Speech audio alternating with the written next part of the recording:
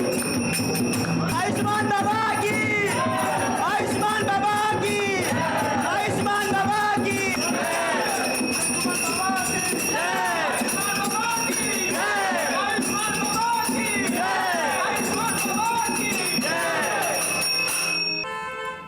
ये मेरी पत्नी है बाबा, डिप्रेशन का शिकार हो चुकी है, दिन रात दुखी रहती है बाबा, घर में बहुत क्लेश होता है, कृपया इसका इलाज कीजिए, हम लोग बहुत परेशान हैं बाबा।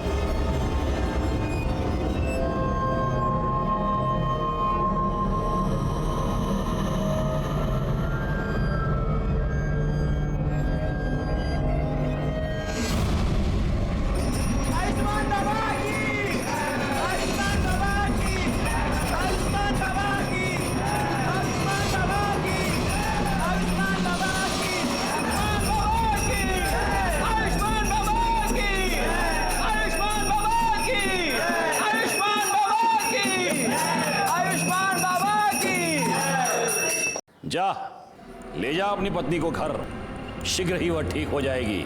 बाबा की जय हो, बाबा की जय हो। आओ भक्तों, बाबा का आशीर्वाद ले लो।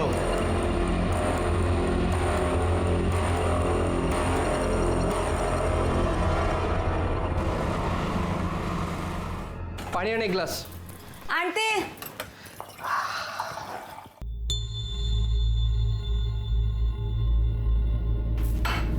ये ले, घर खर्च के लिए।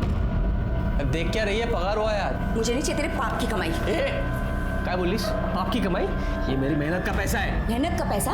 हाँ, ये मेहनत का पैसा है तेरा या तेरे उस ढोंगी कमीने बाबा की पाप की कमाई है? ये बाबा को कुछ मत बोला, देख दांत तोड़ दूंगा मैं तेरे। तू भूल गया उसका क्या किया था? वो बाबा जो भक्ति के नाम पे दूसरी औरतों की चुम्मा चाटी करता है। देख, मुझे तेरा नहीं पता, पर मुझे बहुत शर्म आती है इस पाप की कमाई खाने में। चल तेरी तो मैं।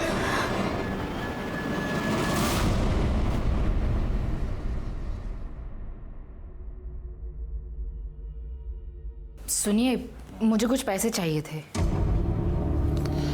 देखो साक्षी, तुम्हें अच्छी तरह से पता है मुझे इस तरह के ढोंगी बाबा और उनके चमत्कार पे बिल्कुल विश्वास नहीं है, और ऐसे काम के लिए मैं तुम्हें 1 रुपया भी नहीं दे सकता हूँ। तुम्हें हो या ना हो, पर मुझे है, और ये सब मैं रिया के लिए तो कर रही हूँ ना। देखो साक्षी, मेरी प्यारी रिया को ठीक करने के लिए किसी ढोंगी बाबा की कोई जरूरत नहीं है, और खबरदार तुम इसे किसी के पास लेकर गई ऐसे बाबा के पास।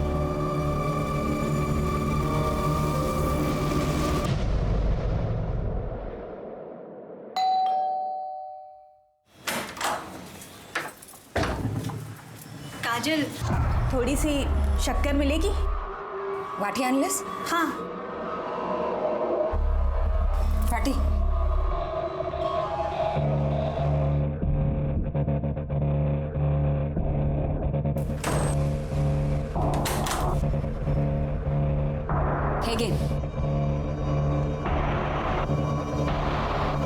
और कुछ भी चाहिए? Thank you.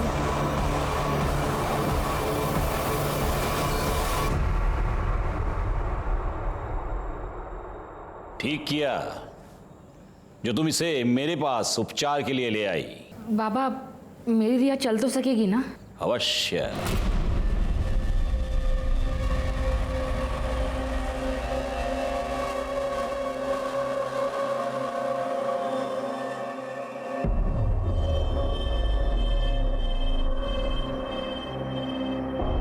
ले, ये तेल है, प्रतिदिन 3 प्रहर इस तेल से तेरी बच्ची के पैरों पर मालिश करना। भगवान की कृपा रही, ये बच्ची चलने तो क्या, दौड़ने लगेगी। सच बाबा? सुना रिया, तू चलने लगेगी? अच्छा बाबा, प्रणाम।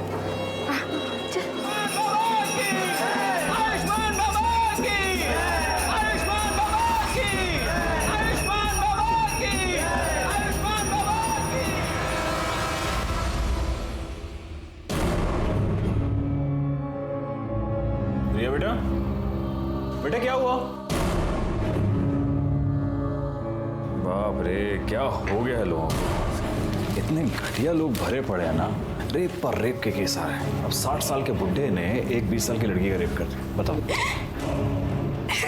रिया, रिया बेटा, रिया बेटा क्या हुआ? क्या हुआ बेटा? रो क्यों रो? क्या हुआ? ओ बेटा मुझे बताओ। अरे किसी ने कुछ कहा क्या? मुझे बताओ ना, क्या हुआ? अरे भाई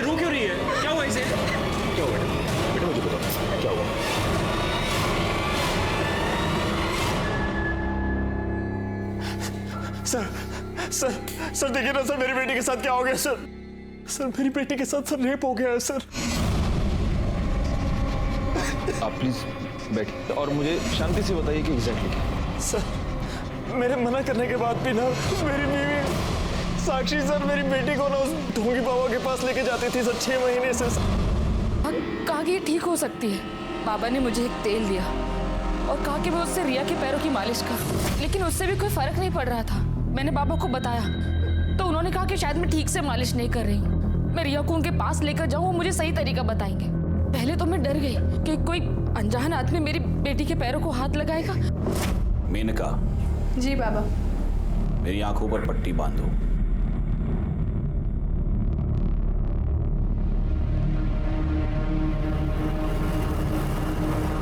उसके बाद मुझे विश्वास हो गया कि बाबा ढोंगी नहीं है। लेकिन फिर 3 महीने पहले बाबा, वो आज मेरे पास फीस के लिए पैसे नहीं हैं। अरे रे रे रे रे रे रे, पैसे नहीं है तो कोई बात नहीं, अब पैसा ही सब कुछ थोड़ा ना है, क्यों बाबा, है ना? अब पैसा नहीं है तो उसके बदले कुछ और देना पड़ेगा। अलग चीज मतलब उसके बाद मैं तेल लेने के लिए अकेले आश्रम गई। वहां पर उन्होंने मुझे वेटिंग रूम में बैठने को बोला।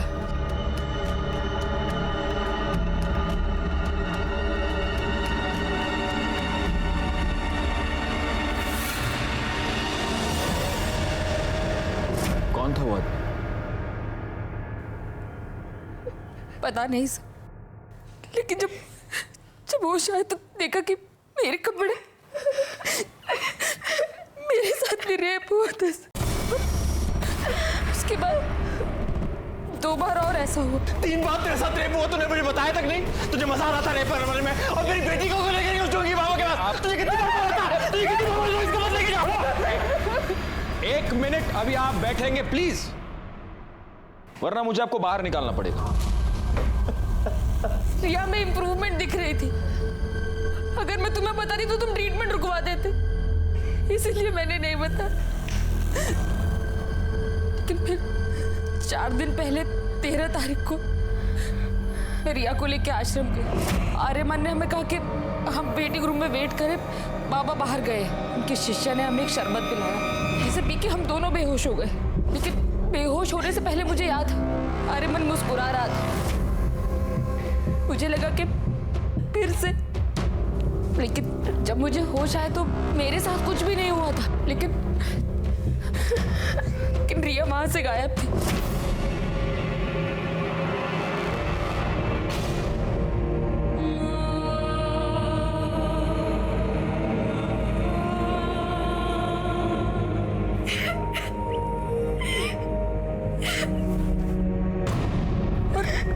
रिया मुझे ट्रीटमेंट रूम में मिली। मैंने आर्यमन से पूछा कि उसने ऐसा क्यों किया, तो उसने कहा कि उसने तो रिया को हाथ तक नहीं लगाया। लेकिन मैं जानती हूँ सर कि आर्यमन ने मेरे रिया के साथ रेप।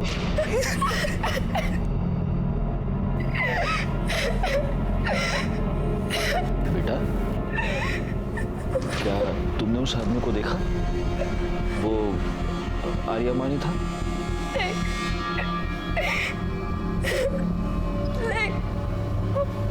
आर्यमन नहीं, आयुष्मान बाबा थे। मुझे याद है, बेहोश होने से पहले जो आदमी मेरी तरफ आ रहा था, उसे वही चोला पहना था जो आयुष्मान बाबा पहनते। इंस्पेक्टर सर प्लीज उस बाबा और उसके बेटे को अरेस्ट कर लीजिए प्लीज सर। प्लीज सर, हमें न्याय दिलवा दीजिए प्लीज सर। कामनी मैडम, बच्ची को मेडिकल एग्जामिनेशन के लिए ले जाइए। आप भी जा सकते हैं।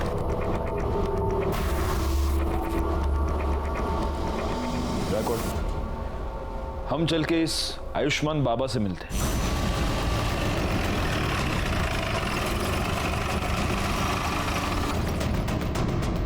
साक्षी हम पर ऐसे आरोप कैसे कर सकती है अपने बाबा के बारे में? देखिए, आपको जो कुछ भी कहना है पुलिस स्टेशन चलकर कहिए। चलिए। साहब 1 मिनट बेटा, ये कोई आम आदमी चलते फिरते आदमी नहीं है, बाबा है आयुष्मान बाबा। और इनके भक्तों को पता चला ना कि आपने इनको ऐसे उंगली भी लगाई है, दंगे भड़क जाएंगे साहब, बता रहा हूँ। दंगे वंगे बाद में, सबसे पहले तो तेरे को उठा के अंदर डाल दूंगा। चल यार ना, चलिए चल, मैं कह रहा हूँ कर रही है। ये सत्य नहीं है। सभी भक्तों को वही शरबत ग्रहण के लिए दिया गया था। उनमें से किसी को कोई समस्या नहीं हुई। आप चाहे तो दूसरे भक्तों से पूछ सकते हैं। बाबा 13 तारीख को आश्रम में थे ही नहीं, वो एक भक्त के यहाँ आमंत्रित थे। मैं स्वयं पूरा दिन उनके साथ ही था। हम लोग शाम को आश्रम एक साथ ही लौटे थे। सर मैं तो ज़्यादातर अकाउंट केबिन में ही रहता हूँ, तो बाहर क्या चलता है क्या नहीं चलता मेरे को नहीं मालूम। सच है, भगवान भी इंसान को नहीं पहचान सकता। मैंने साक्षी और उसकी बेटी को बहुत सहायता की थी, फिर भी न जाने क्यों उसने मुझ पर ऐसे घृणित आरोप क्यों लगाए। लेकिन आपको क्या लगता है बाबा, मतलब क्यों लगाए होंगे उसने ऐसे घृणित आरोप आप पर? एक ही कारण हो सकता है। अच्छा, मेरे उपचार के पैसे देना नहीं चाहती होगी, अन्यथा मदद जो करता है उसे ऐसे प्रत्युत्तर में ऐसे घृणित आरोप कोई नहीं लगाता। लेकिन उसकी चूक हो गई, वो चूक गई। 13 तारीख को पूरा दिन हम आश्रम में थे ही नहीं। सर इसके असिस्टेंट गणेश ने भी यही कहा कि ये लोग शाम को वापस आए थे। क्योंकि यही सत्य है, हमारा शिष्य गणेश पूरा दिन हमारे साथ था, और जिस भक्त के यहां हम पूरा दिन उपस्थित थे, आप उनसे भी पूछ सकते हैं। दोनों को आशीर्वाद है मेरे। अब हम यहां से प्रस्थान करेंगे। अरे नहीं नहीं नहीं नहीं, प्रस्थान वस्थान आप कुछ नहीं कर सकते अभी। क्या है बाबा, आप रेप अक्यूज्ड हैं, तो अब आप यहीं रहेंगे। बैकवर्ड, बाबा को उनकी कुटिया दिखा दो। अब अगले कुछ दिन तक भजन पूजन कीर्तन कीर्तन वहीं पे ले जाओ। चलिए। देखिए ये गलत है। लड़की के कंप्लेन के बाद आयुष्मान बाबा को पुलिस ने रेप के केस में अरेस्ट कर लिया है। अभी भी तुझे लगता है कि तेरा बाबा ढोंगी नहीं है? काजल चुप बैठ। मैं बाबा को बहुत पहले से जानता हूँ, वो ऐसा कर ही नहीं सकते। और अगर रेप हुआ भी है ना तो बाबा ने नहीं किया है, वो उस कमीने आर्यमान ने किया है, क्योंकि वो आर्यमान एक नंबर का। अच्छा, तो फिर पुलिस ने तेरे बाबा को क्यों पकड़ा? हाँ, संभल के रहे। हाँ, संभल के रहे, कहीं बाबा तुझे भी अरेस्ट ना करवा दे। सर ये रही रिया की मेडिकल रिपोर्ट। इस रिपोर्ट के मुताबिक रिया की बॉडी पर कोई सीमन नहीं मिला है। ये तो एक्सपेक्टेड ही था। 4 दिन बाद वो लोग कंप्लेंट लिखवाने आए थे, 4 दिन बाद हमें क्या मिले? सर एक बात और, रिया की मेडिकल रिपोर्ट से पता चला है कि उसके साथ सेक्स हुआ है, वो वर्जिन नहीं है। नहीं, लेकिन कमली मैडम ये बात लेकर हम कोर्ट में नहीं जा सकते। बाबा का वकील पहली हियरिंग में ये साबित कर देगा कि रिया खुद सेक्सुअली एक्टिव थी और अब उसके माँ बाप बाबा को फंसाने के लिए ये सब चाल चल रहे हैं। नहीं, हमें कोई ऐसा पुख्ता सबूत चाहिए जिससे हम ये साबित कर पाए कि रेप बाबा ने किया है।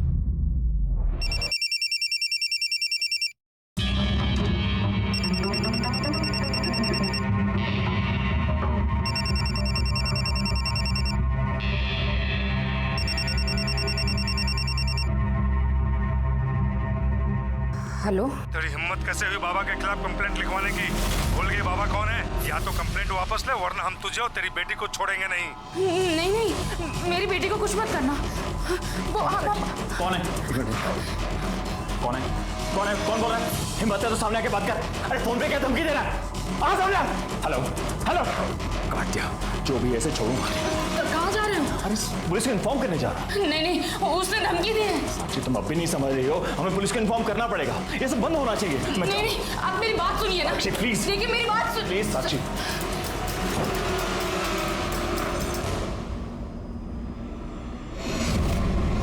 कुत्ते, पहले मेरी बीवी और बेटी के साथ रेप करता है और फिर बाद में धमकी भरे फोन करवाता है। तू सोचता मैं डर जाऊंगा? छोड़ूंगा नहीं तुझे साले। क्या चल रहा है? क्या चल रहा है? क्या कर रहे हैं? सर देखिए ना सर, मेरी बीवी के फोन पर सर किसी प्राइवेट नंबर से धमकी भरे फोन आ रहे हैं सर। कह रहे कंप्लेंट वापस ले लो, नहीं तो आपकी बेटी और बीवी को। सर कुछ कीजिए सर। एक मिनट। बैकवर्ड, ये नंबर नोट कर लो और ये नंबर ट्रेस करो, पता करो ये नंबर किसका है, कहाँ से आया। आप प्लीज इनके साथ चलिए प्लीज। चला कमाल लगा, चला। नहीं, वॉचमैन भैया, रिया को कहीं देखा क्या? साक्षी क्या हुआ? भाभी वो वो रिया ना नीचे वॉक करने के लिए आई थी। मैंने पूरा कंपाउंड देख लिया, कहीं मिल नहीं रही है। अरे इधर ही किधर होगी ना। क्या हुआ साक्षी, इतना घबराई हो क्यों? रिया कहीं मिल नहीं रही है प्रवीण। उसने उसे किडनैप कर लिया।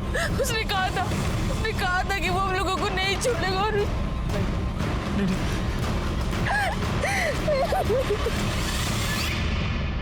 हरामखोर, रिया का रेप तूने किया है ना, मुझे सब पता है। क्या रे बड़ाऊ, मैं किया है, क्या लगा के रखा है? लड़की ने देखा तेरे को, स्टेटमेंट में नाम तेरा, तो मैं कैसे किया है हा? और वैसे भी वो जो तू आशीर्वाद के नाम पे वो जो चोला डाल के जो चुम्मा चाटी करता है, तो ठगी कौन? तू। तो रेपिस्ट कौन? तू, मैं नहीं, समझा? बकवास बंद कर, मुझे सब पता है। बाबा को मिर्ची लगी रे बाबा को मिर्ची। लेकिन क्या करे, मैं देखा रे तेरे को उस दिन आश्रम आते हुए। झूठ बोल रहा है तू। उस दिन मैं आश्रम में था ही नहीं, मैं तो शाम को लौटा था। ये जो तेरी झूठ की खिचड़ी है ना, ये तो येड़ा गणेश है ना, उसके साथ मिलकर पुलिस से खड़ा, मेरे को नहीं। मैं देखा तेरे को उस दिन शाम को वापस आते हुए भी, और रिया के साथ कमरे में करते हुए भी। हाँ, तो मेरे साथ ना शानपंती नहीं। चल जा जा जा। बाबा और साक्षी ठाकुर आई है, बहुत शोर मचा रही है और तमाशा भी कर रही है, जल्दी चलिए।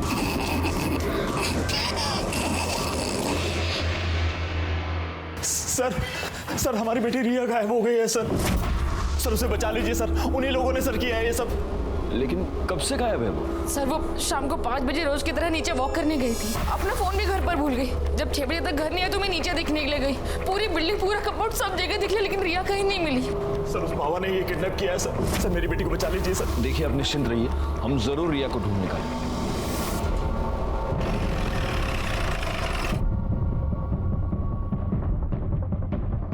सर, बॉडी को सबसे पहले इन औरतों ने देखा। ये सुबह यहाँ कपड़े धोने आई थी तो इन्होंने बॉडी को देखा। सर, बॉडी पे कई जगह खरोच के निशान हैं और ये देखिए, गर्दन पे जो मार्क है उसे देखकर तो यही लग रहा है कि मौत गला घोटने से हुई। एक मिनट, पूरा चेहरा टर्न करना। सर तो रिया ठाकुर है। देखिए आसपास जरा चेक कीजिए, कोई क्लू मिलता है क्या? सर ये तो बैसाखी मुझे वहां पे मिली। काम है मैडम। सर, फॉरेंसिक टीम को बुलाइए और बॉडी को पोस्टमार्टम के लिए भेज दीजिए। Okay sir. अब इस बाबा का टाइम आ गया है।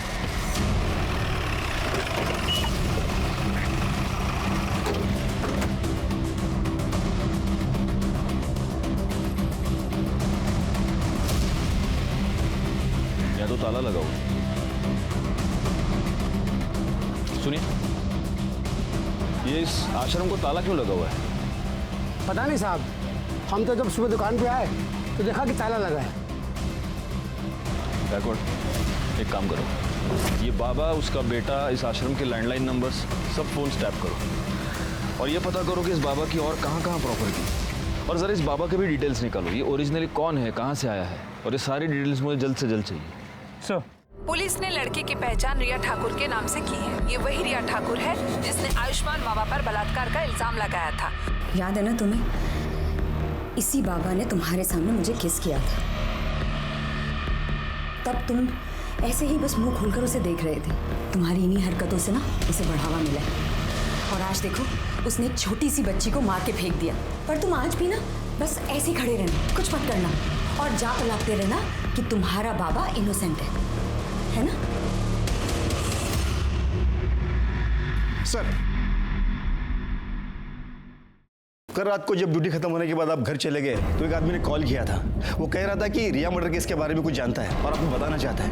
मैंने उससे कहा कि आप घर चले गए तो उसने कहा कि मैं दोबारा कॉल करूंगा। उसने फ़ोन कट कर दिया और अभी तो उसको कॉल नहीं है। मैं सुबह से ट्राई कर रहा हूँ उसको कॉल करने की, लेकिन मोबाइल स्विच ऑफ आ रहा है। जोशी, पता करो ये नंबर किसका है, हो सकता है इससे हमें कोई इंपॉर्टेंट लीड मिले। Yes sir.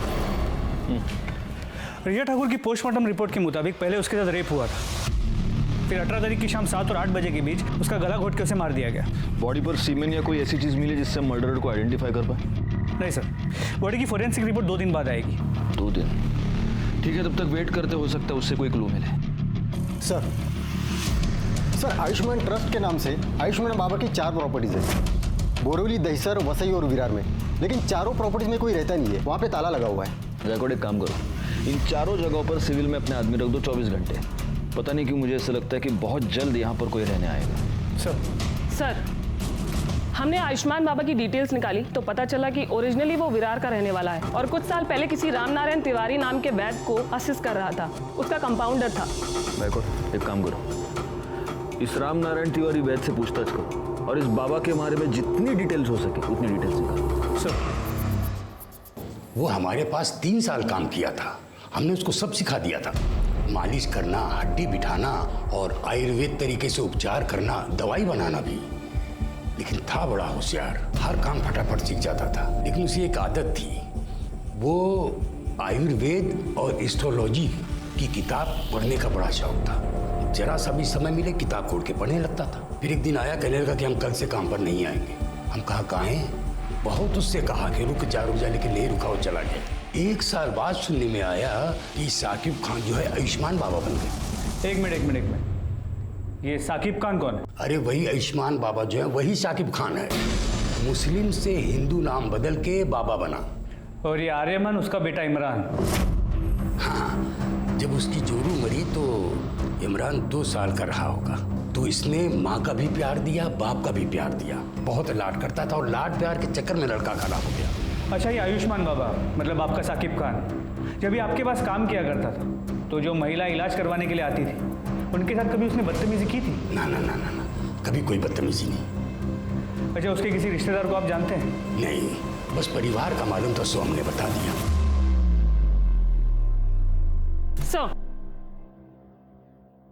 साक्षी ठाकुर को जिस प्राइवेट नंबर से थर्ड कॉल आ रहे हैं वो पिछले 24 घंटे में अलग अलग लोकेशन पर ऑन ऑफ हो रहा है। आपने ट्राई करके देखा? हाँ सर, हमने कई बार ट्राई किया पर हर बार ऑफ बता रहा है। और सर एक बात और, ये नंबर सूरज यादव के नाम पर रजिस्टर्ड है। हमने उसके घर का भी पता किया पर वो एड्रेस भी फेक निकला। आप लगातार ये नंबर ट्राई करते रहिए और उसकी लोकेशन ट्रेस कीजिए।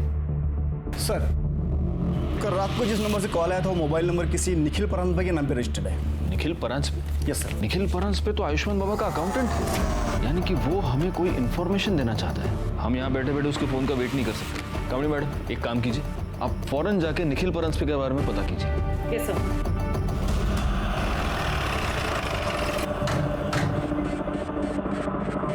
क्या आप बता सकती हैं कि काजल और निखिल कहाँ गए हैं? हाँ मैडम, कल शाम को करीब 8 बजे मैंने काजल और निखिल दोनों को एक साथ जाते देखा। मैं तो खुद हैरान थी कि दोनों एक साथ कहाँ जा रहे हैं।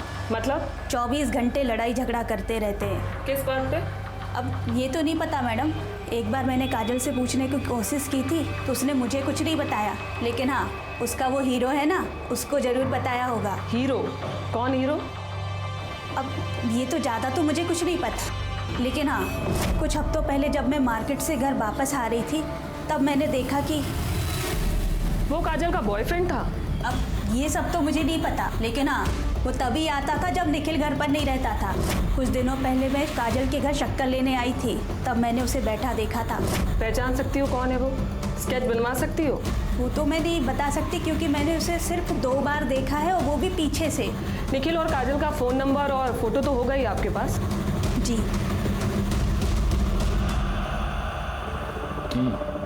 मतलब आयुष्मान बाबा सादिक खान है जो फ्रॉड करने के लिए एक हिंदू बाबा बना।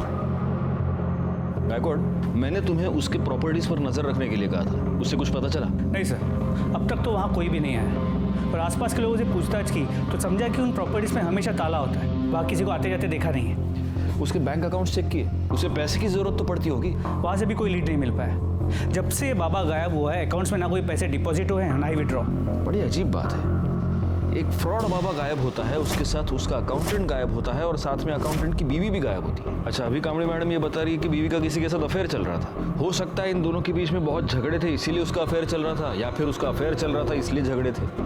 कोई और रीजन लगता है? सर मुझे तो लगता है झगड़े का रीजन उसकी बीवी का अफेयर ही हो सकता है। लेकिन अगर ऐसा है तो कल शाम को दोनों एक साथ कहाँ पर गए थे? कहीं ऐसा तो नहीं कि मर्डरर को पता चल चुका था कि निखिल पुलिस को कोई इन्फॉर्मेशन देने वाला है, इसलिए इन दोनों मियाँ बीवी को साथ में कहीं पर बुला लिया? सर मुझे लगता है कि ये निखिल काजल और उसके बॉयफ्रेंड को कन्फ्रंट करना चाहता था, इसलिए उन्हें साथ लेकर गया। मगर काजल और उसके बॉयफ्रेंड ने निखिल को गायब कर दिया और दोनों भाग गए। पॉसिबल। लेकिन फिर भी ये थियरी है गायकवाड़। हम कंफर्म ये नहीं कह सकते कि निखिल अपनी बीवी के अफेयर की वजह से गायब है या फिर बाबा की वजह से। और गायब होकर गया कहाँ? सर, गोराई के जंगल एरिया में एक लाश मिली है।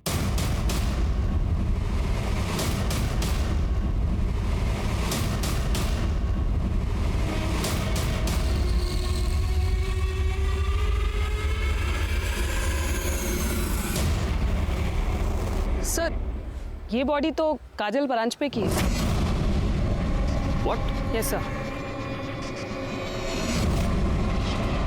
सर, जिस तरह साड़ी को लपेटा गया है उसे देखकर तो यही लग रहा है कि मर्डर से पहले रेप हुआ है। जरा ठीक से चेक कीजिए। Yes sir.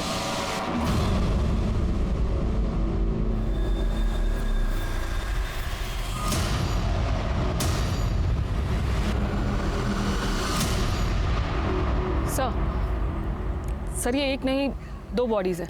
क्या? मेरा मतलब है सर, एक बॉडी में 2 डेड बॉडी। क्या बात कर रही हैं आप कामनी मैडम?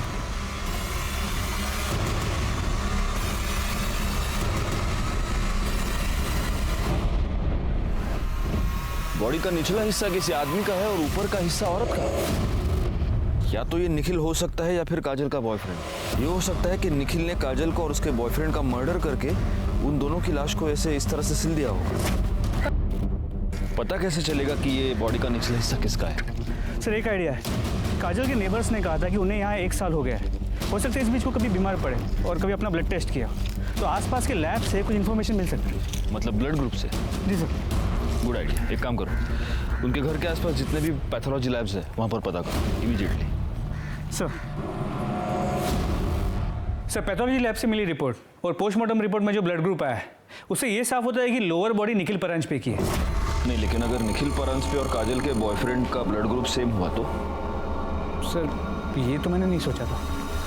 पोस्टमार्टम रिपोर्ट के मुताबिक काजल का मर्डर 19 मई को रात 9 से 10 के बीच हुआ है और मृणाल ने हमें बताया कि उसने उन दोनों को 8 बजे घर से निकलते हुए देखा। मतलब निखिल ने यहाँ फोन करने के तुरंत बाद।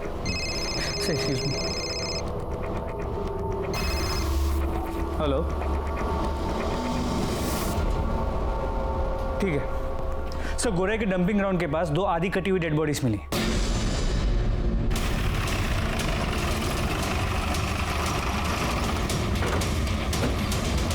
सर, मैंने ही आपको फ़ोन किया था। सुबह जब काम पे जा रहा था तभी ये मैंने देखा और 100 नंबर पे मैंने डायल किया। थैंक्स। जोशी, बगा। सर, ये बॉडी तो निखिल की है। मतलब इसे इतना तो क्लियर हो गया कि उस बॉडी का निचला हिस्सा निखिल का था। सर, सिर के पीछे गहरी चोट है। हो सकता है मौत की वजह ये चोट ही है। सर, ये देखिए।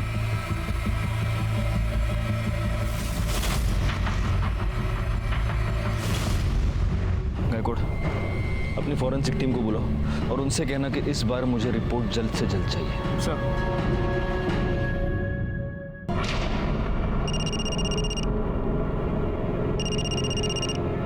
हाँ सर। कोई अपडेट? सर, मैं यहाँ पे कब से नजर रखे हुए हूँ लेकिन कोई हलचल नहीं। सर, मैं यहाँ पे कब तक रुकूँ? वो बोलता हूँ मैं, लेकिन अभी के लिए वहाँ पे नजर रखो। ठीक है सर, ओके।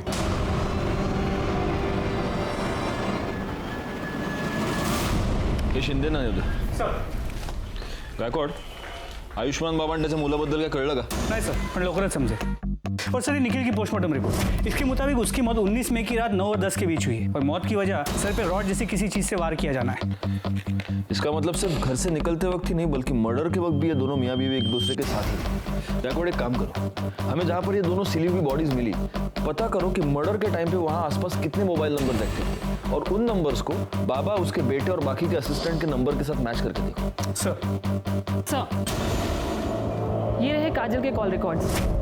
इस कॉल रिकॉर्ड के मुताबिक काजल के कॉल्स की ड्यूरेशन 1 से 1.5 मिनट ही थी, सिवाय एक नंबर को छोड़ के।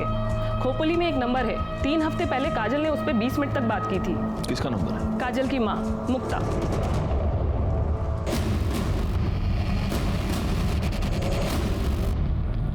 बड़ी अभागन थी मेरी काजल। तिच्या नशिबात सुखच नव्हतं। हम जब पालघर के पास नांदोर गांव में रहते थे तब काजल दूसरे बिरादरी के लड़के के साथ भाग गई। पूरे गांव ने हमें बेदखल कर दिया। हम लोग दर दर भटकने लगे, कभी यहाँ गावात, कभी त्या गावात। अभी 1 महीना पहले नवीन को यहाँ काम मिला। 3 हफ्ते पहले आपकी काजल से बात हुई थी? हो सर, 1 महीने पहले की बात है सर। मेरी जानने वाली को मुंबई में काजल बाजार में टकरा गई। उसने मुझे फोन किया, काजल ठीक है, और उसने काजल का नंबर दिया। मैंने सोचा मैं उससे बात नहीं करूंगी, काय करूं, माँ हूं ना। मैंने उसे फोन किया, बड़ी खुश लग रही थी वो फोन पर। उसने कहा कि वो मुझसे मिलने आने वाली है, पर नहीं, वो नहीं आई। उस निखिल के घर वालों ने मारा है साहब मेरी ताई को। साहब हमारी ताई उसे कभी पसंद नहीं थी, हम लोग अलग बिरादरी के ना, इसीलिए। वैसे 19 तारीख को तुम कहाँ थे? मैं काम पे था साहब, विट्ठल और मैं साथ में ही काम पे जाते। विट्ठल कौन? हमारा पड़ोसी, इधर बाजूला रहा। निखिल की फैमिली का नांदौर का एड्रेस है आपके पास? ठीक है सर, विट्ठल ने कंफर्म किया है। 19 मई को नवीन उसके साथ सुबह से शाम तक गोडाउन में ही था। एक काम करते, निखिल के घर चलकर पता करते कि इस नवीन की बात में कितनी सच्चाई है। मैंने कितनी बार निखिल को समझाया था कि काजल तेरे लिए ठीक नहीं है, फिर भी उसने मेरी एक बात नहीं मानी। इसलिए तुमने उन दोनों का पता लगाया, उनका मर्डर किया और अपना बदला पूरा किया। क्या बात कर रहे हो साहब? मैंने खुद उन दोनों की शादी करवाई थी। बिरादरी में रहने के लिए नाटक किया था कि वो दोनों गांव से भाग गए। दरअसल मुझे पहले से ही पता था कि वो दोनों मुंबई में कहाँ रहते हैं, क्योंकि वो घर मैंने ही भाड़े पे लेके दिया था उन्हें। हर दूसरे दिन मेरी निखिल से बात होती थी। फिर मैं अपने बेटे और बहू को क्यों मारूंगा? फिर एक बार हम डेड एंड पर आकर पहुंच चुके थे। हालांकि फॉरेंसिक रिपोर्ट से यह पता चला था कि रिया के नाखून में किसी के स्किन फ्रैगमेंट्स पाए गए थे, लेकिन वो स्किन फ्रैगमेंट्स किसके थे ये पता लगाने का कोई भी तरीका हमारे पास नहीं था। दूसरी तरफ हमारी ये थियरी थी कि काजल और निखिल का मर्डर या तो काजल के लवर ने किया है या आयुष्मान बाबा ने। काजल और निखिल के मर्डर स्पॉट पर एक्टिव नंबर्स का हम इंतजार कर रहे थे, और हमें इंतजार था सूरज यादव का भी, जिसे ट्रेस करना काफी मुश्किल हो रहा था क्योंकि उसका मोबाइल नंबर लगातार ऑन ऑफ हो रहा है। ऐसे में आयुष्मान बाबा के प्रॉपर्टीज पर नजर रखने का हमारा प्लान कामयाब हो गया जब हमें यह पता चला कि उसकी वसई की प्रॉपर्टी पर कोई आया है।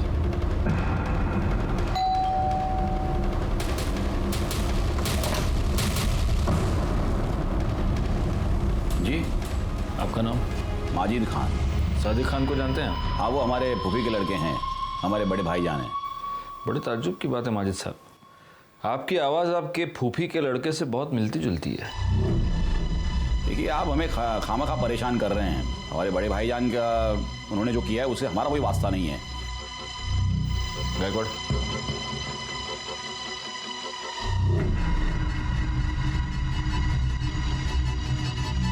बड़े ताज्जुब की बात है। सिर्फ आवाज ही नहीं, आपके हाथ पर चोट का निशान भी आपके फूफी के लड़के से मिलता जुलता है। सुनिए, मेरी बात सुनिए। आयुष्मान बाबा, अब तेरे आशीर्वाद देने के दिन खत्म हो गए, अब हम तुझे आशीर्वाद देंगे। सर, मुसलमान होके मैं आयुर्वेद या ज्योतिष का धंधा नहीं कर सकता, इसलिए फिर सादिक खान से मैं आयुष्मान बाबा बन गया। सर, मुझे बहुत जल्दी फेमस होना था, बहुत जल्दी बहुत सारे पैसे कमाने थे, इसीलिए वो लिप किस वाला आइडिया लगाया। साक्षी और रिया के अलावा और कितनी औरतों का रेप किया है? नहीं सर,